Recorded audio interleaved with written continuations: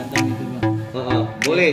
Yang mana? Di Batam yang mana? Semuanya aku jawab sini. Kalau kemarin kan wartawan banyak banget yang hubungi. Kalau saya jelasin satu persatu, wah itu psikologi saya terganggu. Kayaknya ini ada pembunuhan karakter kan menurut saya.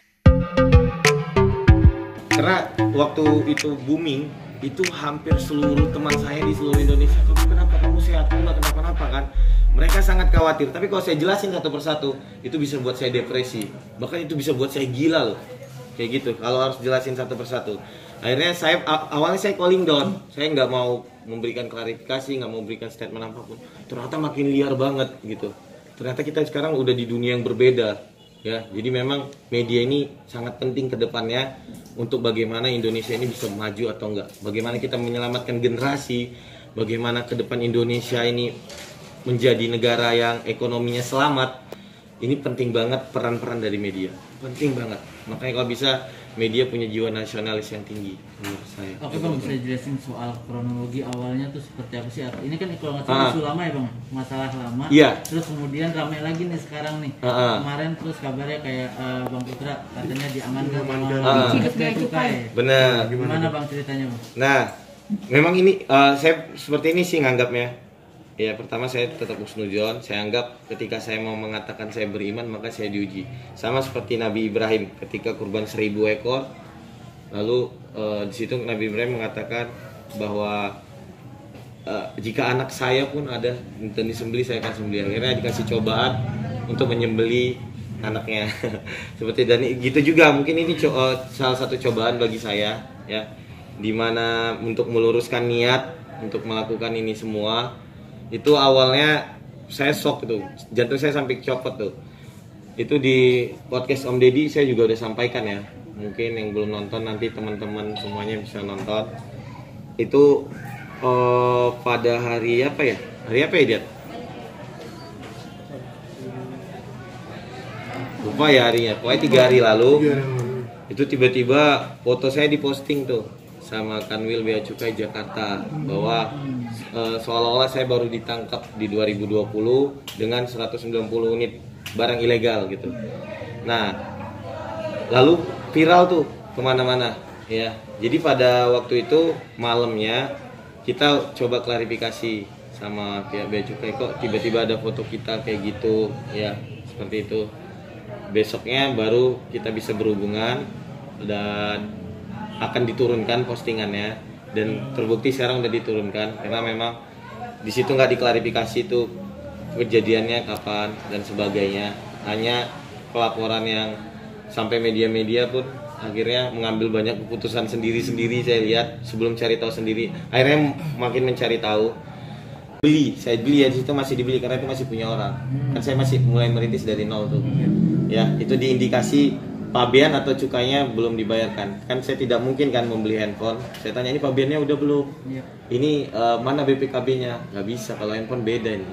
Kalau tadi motor, mobil, kita pasti akan tanya mana BPKB-nya, mana ininya, seperti itu. Seperti itu sih. Merasa dirugikan nggak sih bang sama Bea Cukai dengan postingan yang 3 hari lalu itu? Gimana? Merasa dirugikan sama Bea Cukai nggak sih?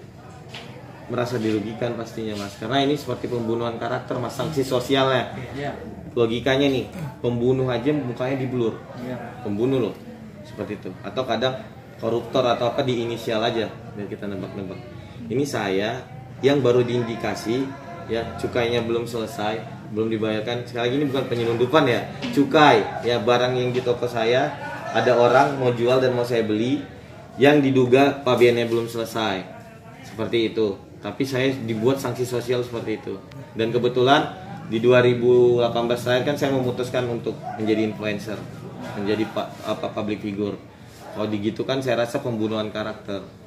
Gitu. Tapi alasan dari status hukumnya kan tersangka nih bang. Tersangka. Nah itu gimana kelanjutannya? Karena udah ada nyampe ke Kejari, berkas-berkasnya segala macam. Gimana bang menjelaskannya? Ditangkapnya di mana? Ditangkapnya dulu. Loh, aku kayak kenal bang. Serius? Seperti ya. Ditangkapnya nggak ditangkap. Aku kasih tau kronologinya ya. Jadi 2017. Soalnya ini kan lama nih. Jadi 2017 pertama kali aku nginjak Jakarta. Pertama kali ya aku kan dulu masih jual second doang ya. Namanya nggak ada modal kan. Jual second di toko saya 2 kali 2 meter tuh ada. Itu legend sih saya rasa. Rezekinya masya Allah, meskipun 2 kali 3 meter.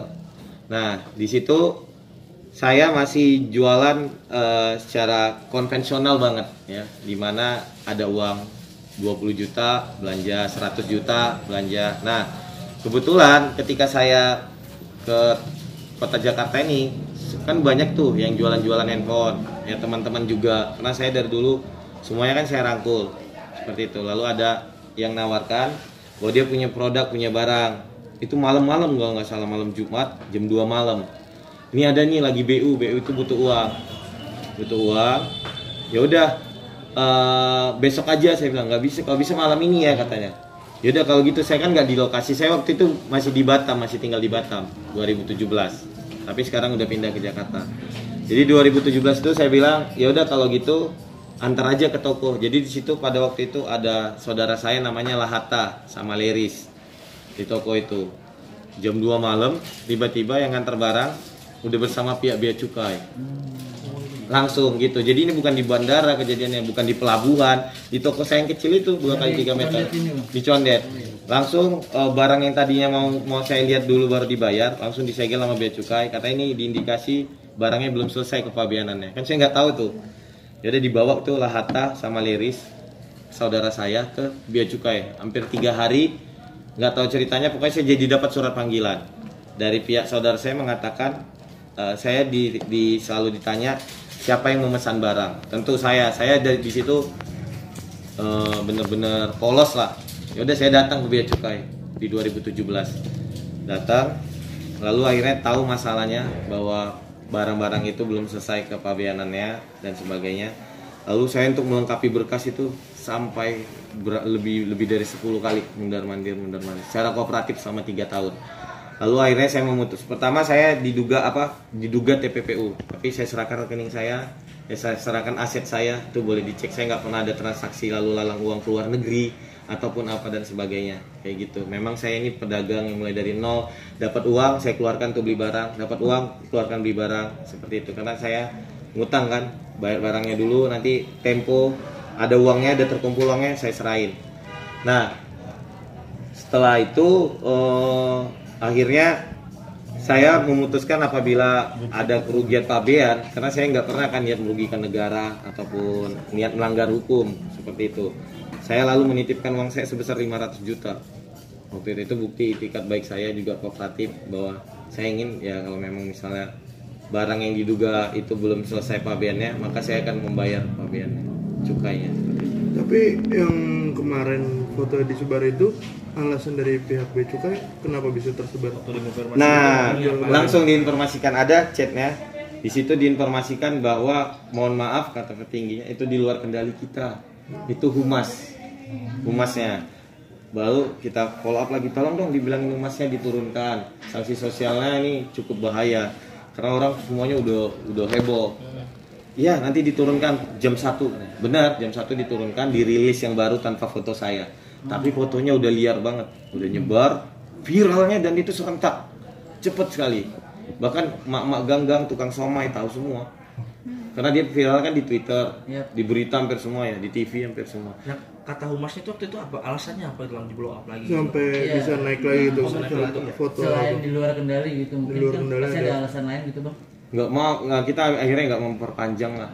Fokus tetap berdoa waktu itu, semoga ya jangan apalah yang tidak kita inginkan terjadi. Ternyata tetap tambah liar tuh, tambah liar. Akhirnya saya memutuskan untuk klarifikasi. Saya udah coba bertahan, tapi makin bahaya tuh efeknya. Sanksi sosialnya sih paling ini. Jadi teman-teman di kampung semuanya, wah ini ya semoga ini paling susah sih. Mental saya udah rusak duluan tuh, bisa gila tuh bahkan. Berarti